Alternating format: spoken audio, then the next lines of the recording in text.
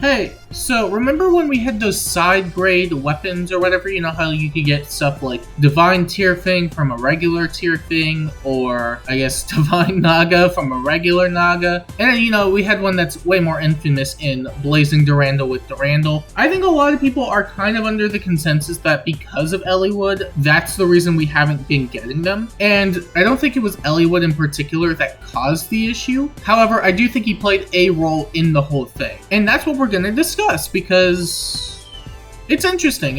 I think it's a cool thing. Anyway, we go back all the way to version 2.0. This is when they start adding weapon refines, right? We have a couple of side story maps. I think they were either in book 1 or they're in the paralog section, but regardless, they add them. They have like maybe 10 units there, and they all get refines initially, and they were like really, really basic stuff. We're talking for like Intelligent System standards back in 2018, where the whole thing was just the base weapon and then adding a skill to it. So like Durandal was like something, I don't remember because it was basic, and then Swift Sparrow refined, and that was literally what Durandal was. And you can pretty much say the same thing for a majority of the ones, because yeah, that's how they really did it back then. And granted, it's not really much different now, but I think it's a lot more varied. Either way, we also got stuff in tandem with it, including the Blazing Durandal, Divine Tierfing, and all that stuff. So when they give them out, I'm pretty sure they didn't really think that far ahead as to whether or not they wanted to do that, because yeah, eventually they would have to refine them, and whether or not it was going to be way better because they were sharing with a 5-star variant, hard to say. But they kept doing it and doing it. And eventually they just stopped one day with Ares. Ares, as far as I'm aware, is the last variant in which we just got a shared weapon like that. And I'm not talking about stuff like Basilicos, which was already refined at the time, and Linus did have it too, but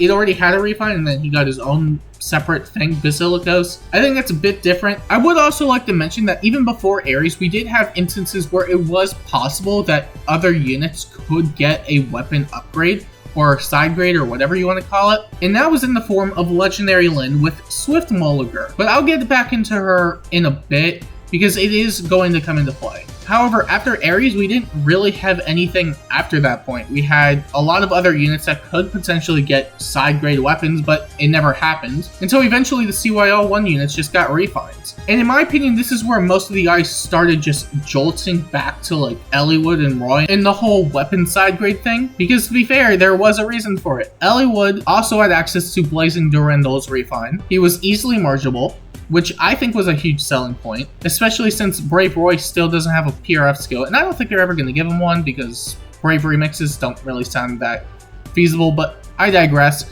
And even before the Resplendent came out, Eliwood still had a pretty competitive stat line because he had a high res stat.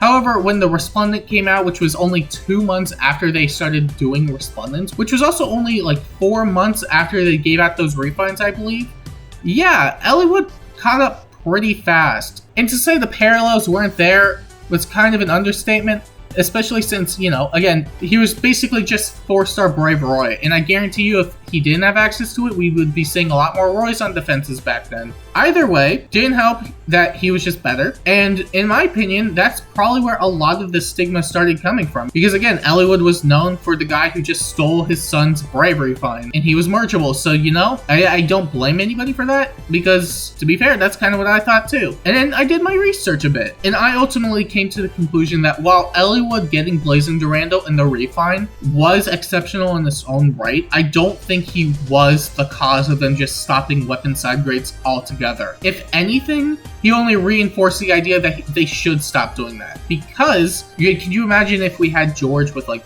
Wind Parthia, or Minerva or Michaelis with Flower Heartclear, or I don't even know, Harden with Moon Gradivu? Yeah, that'd be something, wouldn't it? And the reason I do believe it was more of a reinforced idea, because if Eliwood were the reason that they just stopped doing it, then I think other units would have just followed in suit, even before the refines, including OG Erica with Storm Sieglund, which, by the way, was a 5-month gap between her and the last unit that got a weapon side grade, which was Ares with, or I guess Eldigan with Dark Mistletoe. And it's not even just OG Erica, we would have also seen it with stuff like Julia, or you name it, basically. Either way, I thought I'd just mention that because I do have 2 possible ideas as to why they just stopped it. And maybe the first one is a bit of a stretch, but reason number 1 might just be because of Brave Lyn. I think we all know that just way back when she was initially launched, she was like one of, if not the most menacing units to deal with.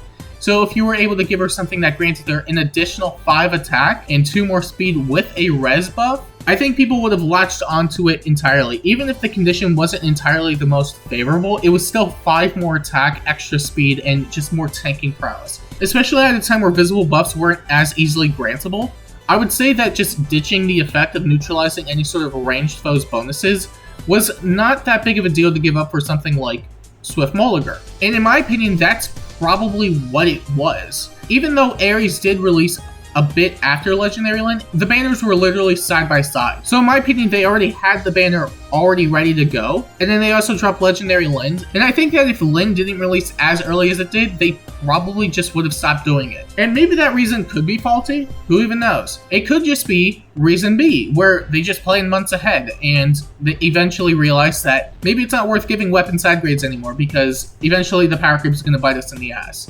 And it could have just been that. It really could have just been that simple. And I don't think it's necessarily a stretch to say that they do plan ahead, because, well, first off, they have to plan out, like, CYO units, for example. They do it, like, at the beginning of every year, so they have enough time to, like, make the units. But then also we've had scenarios where they just outright have shown that they do plan ahead, or sometimes just sit on banners until it's ready to release. So even with Nime's voice actor, for example, who unfortunately passed away, they were sitting on that banner for who knows how long, because they already had the voice lines. And by the time the news did come around, the banner released soon after. Well, not necessarily soon after, but it came out after that point, which I think led people to believe that, yeah, they just sit on the banner, which I believe is also a stable theory. Either way, we did lose out on a fair amount of stuff. And I did at least want to highlight a couple of them before we cut off the video. You know, stuff like Erica Storm Siegeland, which could have been pretty good, especially for Gen 1 free-to-play standards. I think that would have been really strong. Eliwood potentially with Ardent Durandal. And honestly, this also would have been a really good one.